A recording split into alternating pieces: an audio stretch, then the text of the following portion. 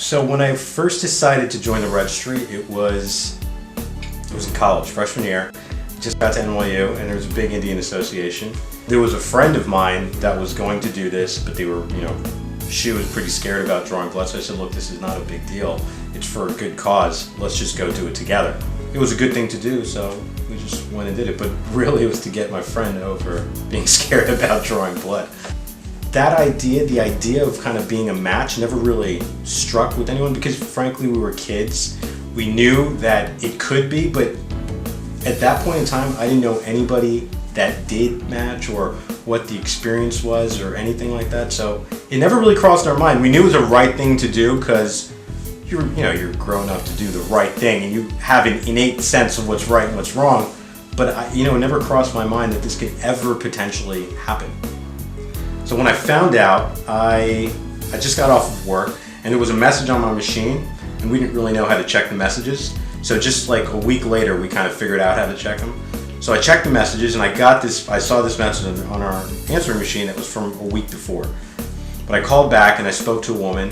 She told me that you are a match for somebody. And honestly, I was just like, okay, great, what's next? The thought of not moving forward never struck my mind. The feeling was more of a sense of responsibility. Okay, great, you did this, signed up, you made a commitment. Now what's next? That's kind of the way I thought about it. I told my family, my direct family, and I told, obviously my wife, but, we didn't want to kind of involve everyone. I think it's a very personal decision. I'm the type of person, I do a lot of research before I get into anything, so I just got online, looked up some stuff, was like 75% sure this was not something that's going to impede, my lifestyle or anything. You feel anxious right before, but you also have a sense of commitment, so the anxiety, it quells over after you're done because you also know you did something great. You feel a sense of responsibility, you feel that you did something well, and you don't get a lot of chances to do that, so after that, it was good. You felt good about yourself. I was actually pretty surprised how painless it was. Because you hear all these things and you do some research, it's very painful, and they give you some Vicodin if you need it, take some. But it was, I played sports when I was younger, it was just kind of like, someone hit you in the back, nothing crazy, just a muscle pain. I was in work the next day. When we found out it was a 2-year-old, it meant the world to us. It really did, because it was like, you're giving someone else a life. My wife constantly said, what you're doing is great because you're giving somebody else, a 2-year-old, a chance to survive. And that really hit home. I think the need for donors, it's substantial. And I don't think there's enough educational materials to make people understand why it's so important.